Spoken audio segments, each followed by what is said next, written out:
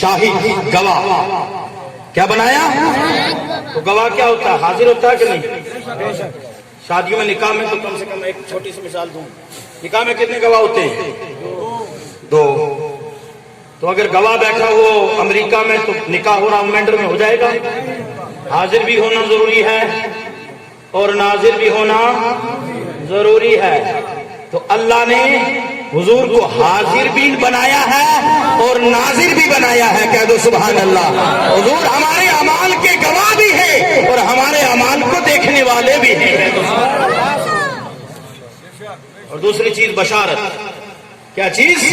بشیرہ، خوشخبری دینے والا، کہہ دو سبحان اللہ۔ حضور نے خوشخبریاں دے دی، جو نماز پڑھے گا میرے قریب رہے گا، نماز میری آنکھوں کی ٹھنڈک ہے۔ نماز، ارے میلاد تو حضور کا ہے اور میلاد بھی وہی منائے، یہ صاف لفظوں میں سن لو، علماء کی تائید کے ساتھ جملہ کہوں گا، نماز میلاد منانے کا حق بھی اسی کو ہے جو 5 وقتہ نمازی ہے۔ میرے دوستوں اور بزرگوں، جو نماز نہیں پڑھتا وہ میلاد کیا منائے گا؟ کیونکہ میلاد آیا تو نماز آئی، کہہ دو سبحان اللہ۔ میلاد آیا تو نماز آئی، اور سرکار نے فرما دیا نماز میری آنکھوں کی ٹھنڈک ہے، نماز قبر کا نور ہے، نماز قبر میں مددگار ہے۔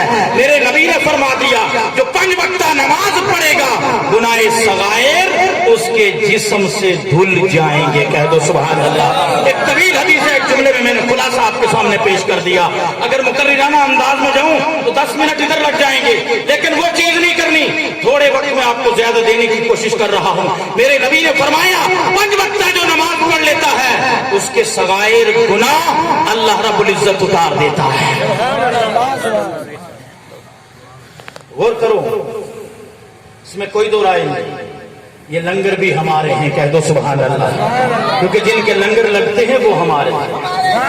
بھائی سمجھ نہیں، جن کے لنگر لگتے ہیں وہ بھی ہمارے ہیں، لنگر بھی ہمارے ہیں، یہ جلسے بھی ہمارے ہیں، لیکن یہ سب چیزیں ہماری ہیں، نماز بھی ہماری ہے، کیونکہ نماز ایمان والے پر فرض ہے، کہہ دو سبحان اللہ۔